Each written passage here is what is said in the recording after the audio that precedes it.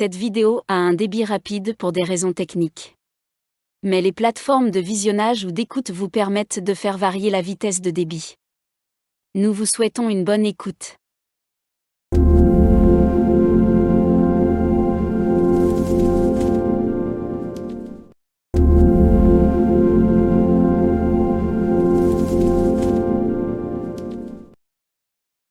Montreuil, Sous-Bois, Cahiers.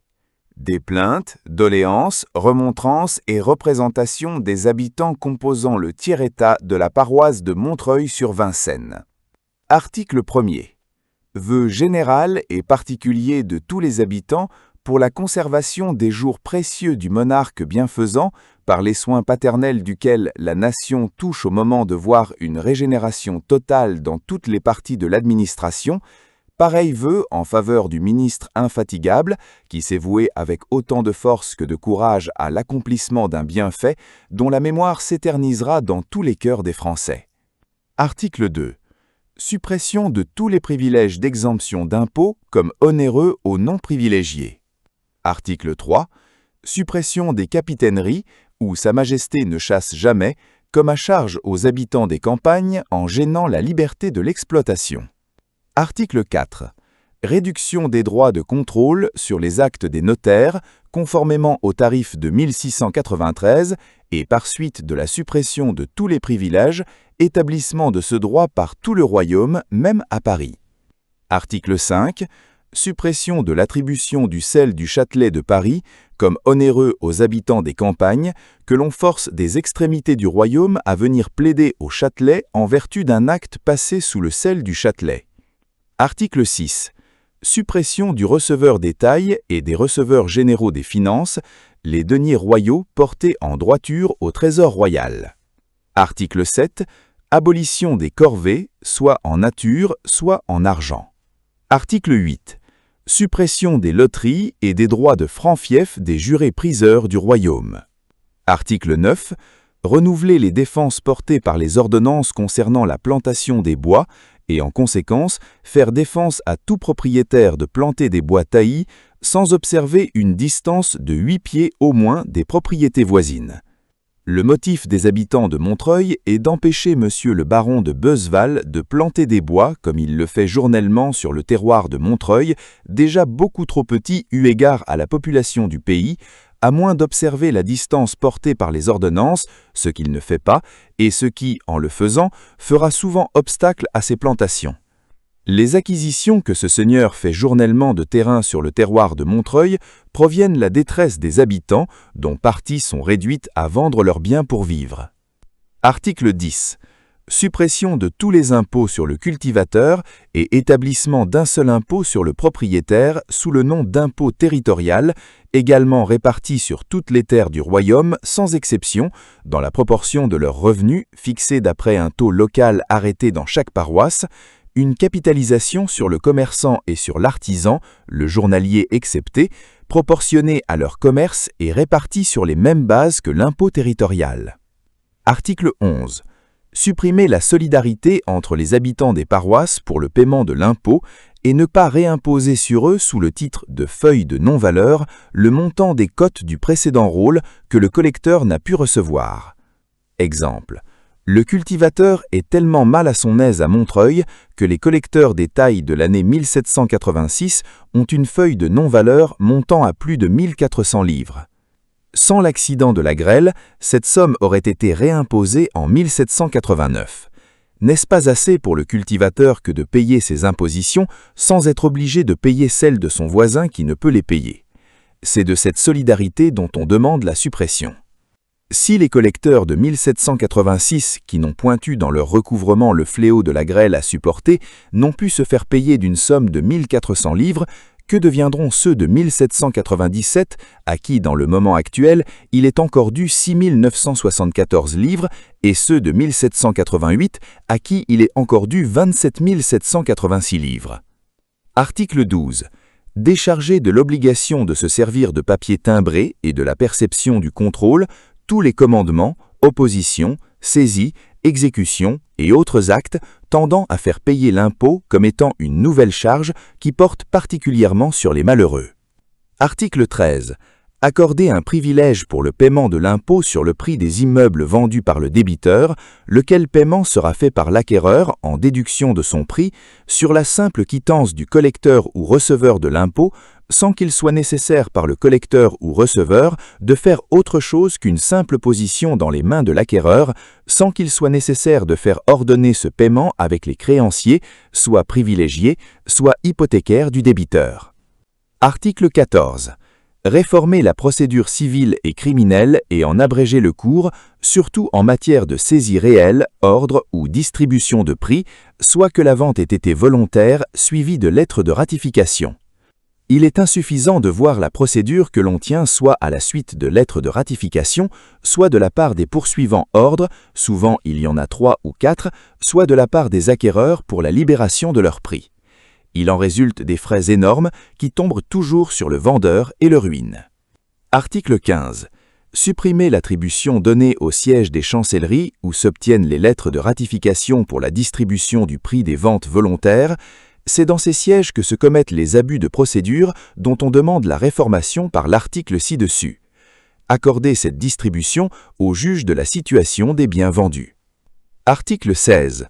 Prendre en considération le genre de culture des habitants de Montreuil, leurs charges foncières, le lourd entretien dont ils sont tenus sur leurs jardins, les impositions et les dîmes auxquelles ils sont assujettis, les intempéries de toutes les saisons, depuis le commencement de l'année jusqu'à sa fin, le nombre infini d'insectes qui tournent leurs arbres et dévorent leurs fruits, et venir au secours d'une paroisse intéressante par le nombre de ses habitants.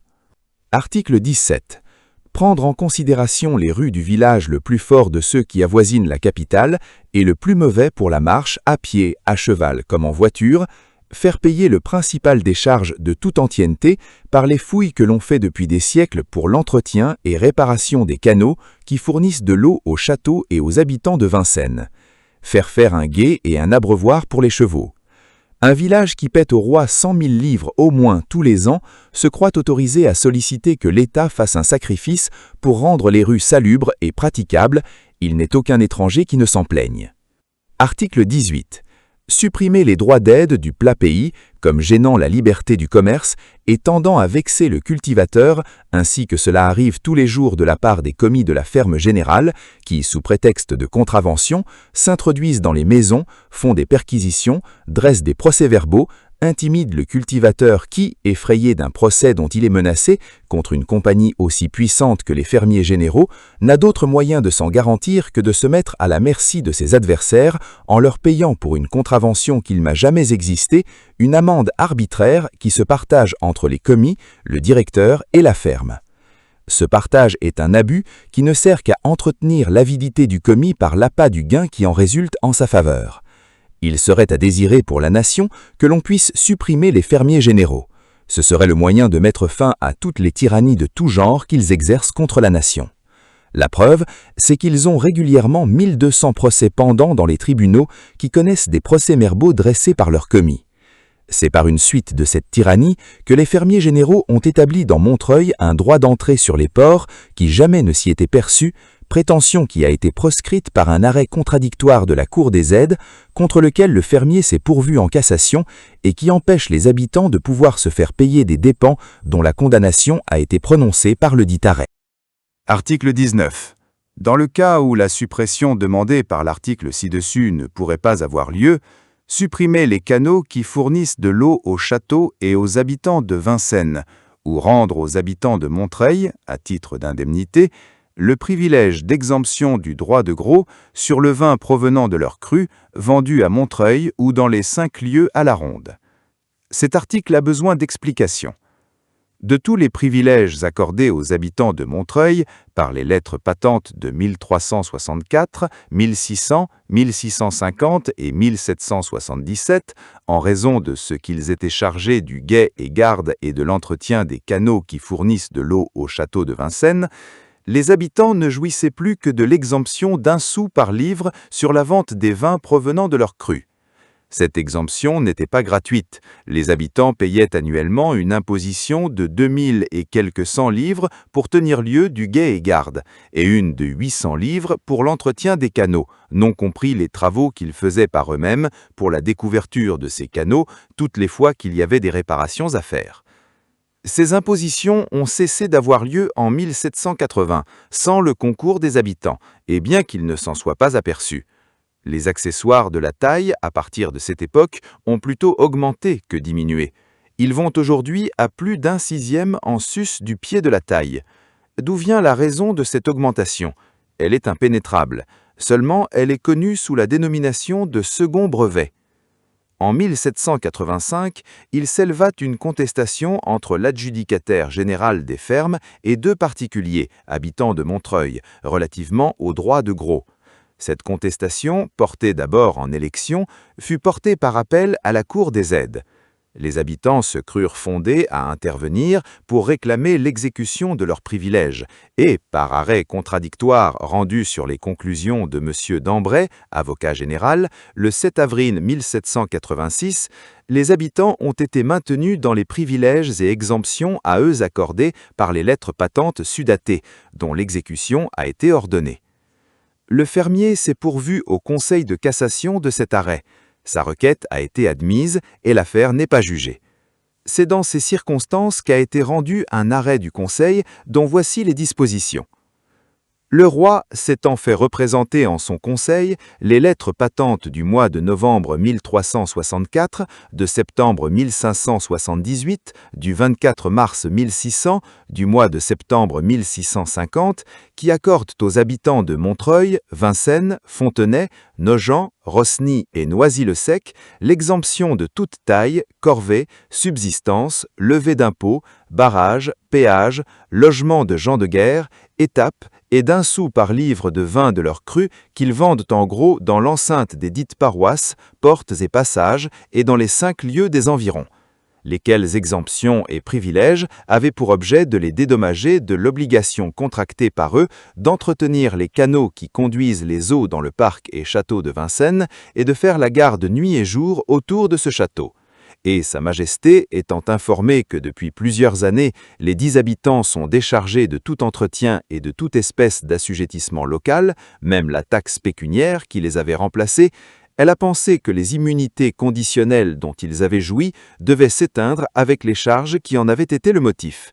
Et elle a cru pouvoir d'autant moins se refuser à ordonner la suppression des dites exemptions qu'elles sont nécessairement le principe d'une surcharge réelle pour les habitants des paroisses voisines. À quoi voulant pourvoir, ouït le rapport du sieur Lambert, conseiller d'État ordinaire au Conseil royal des finances et du commerce, contrôleur général des finances, le roi étant en son conseil, a supprimé et supprime les exemptions de taille, corvée, subsistance, levée d'impôts, barrage, péage, logement de gens de guerre, étape et d'1 sou par livre de vin vendu en gros et généralement toute autres exemptions accordées par les lettres patentes de novembre 1364, de septembre 1578, du 24 mars 1600, de février 1611, de septembre 1612, de septembre 1650 et confirmées par celles d'avril et mai 1777 aux 10 habitants de Vincennes, Montreuil, Fontenay, Nogent, Rosny et Noisy-le-Sec, pour les dédommager de l'entretien des eaux et de la garde autour du château de Vincennes et d'autres servitudes dont ils ont été déchargés. Ordonne en conséquence Sa Majesté que les 10 habitants seront assujettis aux mêmes charges, impositions, droits d'aide, notamment celui de gros, auxquels sont tenus les habitants des autres paroisses, le 30 avril 1788. Il n'est pas difficile de deviner à la sollicitation de qui cet arrêt a été rendu.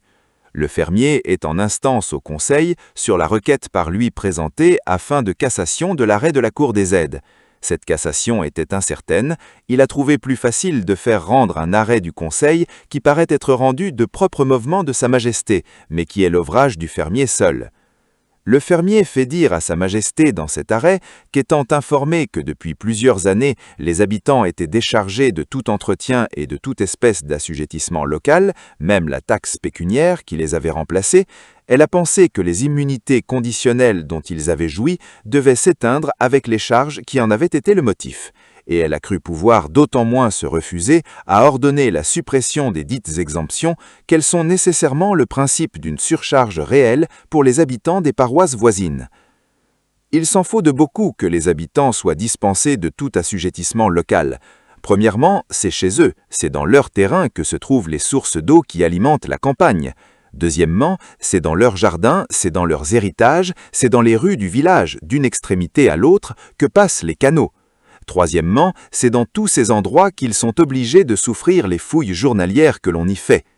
Dire d'après cela que les habitants sont dispensés de tout assujettissement local, c'est un langage qui blesse l'évidence. Il faut donc, en rendant justice aux habitants de Montreuil, leur rendre l'exemption dont l'arrêt du Conseil du 30 avril 1788 les a privés, ou détruire entièrement les canaux.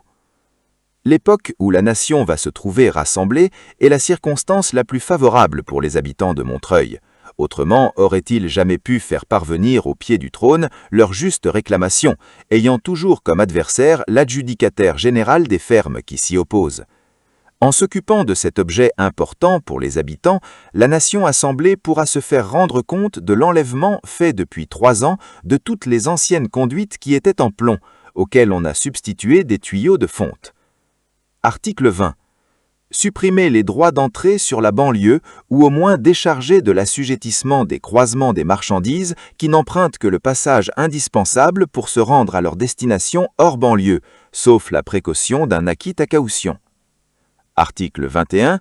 Supprimer les chapitres et collégiales non cathédrales comme inutiles en faisant un sort à leurs membres, vendre les biens qui leur appartiennent, appliquer leurs produits jusqu'à une concurrence en rente viatel sur la tête de leurs membres et disposer du surplus en faveur de l'objet jugé le plus utile par les États généraux. Article 22. Faire de même de tous les ordres mendiants au fur et à mesure de l'extinction des membres, les réunir dès à présent autant que faire se pourra et disposer des maisons qui se trouveront vacantes par le moyen de cette réunion pour le prix de la vente en être employés comme dessus. Article 23. Faire défense de laisser aller les pigeons des colombiers dans les campagnes depuis le 15 mars jusqu'au 1er octobre, autrement permettre aux cultivateurs de les tiver. Article 24. Défendre l'exportation des grains du royaume, à moins que l'abondance des récoltes ne nécessite cette exportation, qui, dans aucun cas, ne pourra être permise que d'après le vœu général des cours du royaume. Défendre également les emmagasinements et accaparements de toute espèce de marchandises et prononcer des peines capitales contre les infracteurs. Article 25.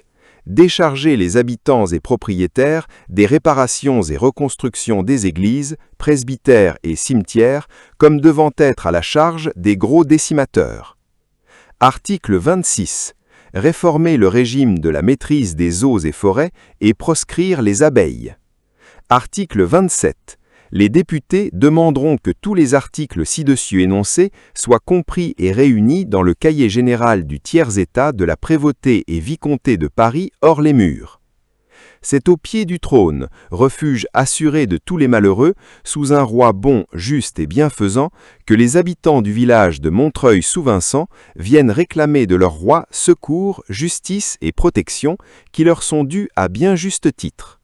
Le présent cahier fait, clos et arrêté en l'Assemblée générale des habitants composant le tiers-État du village de Montreuil-sous-Vincent le 14 avril 1789.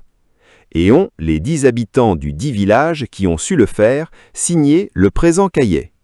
Signé Minguet, Tioussat, Eudard, Préau, Relot, Geneste, Malot, Dormeau, Cocormier, Minguet, Chevalier, Fromont, Chervy, Leroux, Brode, Houdard, Richefou, Blodeau, Malot, Adette, Gosselin, Lepère, Delafont, Cochu, Charton, Chevalier, Heurcourt, Solavin, Gillot, Aubry, Brie, Cornu, Thénard, Savard, Beauce, Héricourt, Coulon, Couturier, Chevreau, Charton, Leray, Préau, Chevalier, Denbec.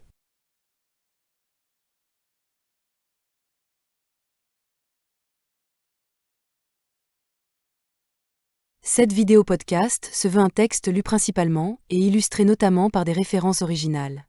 On peut se procurer la publication auprès de l'éditeur, ou consulter la publication dans les bibliothèques où elle est disponible ou auprès d'aide de structures comme les sociétés historiques implantées dans les communes.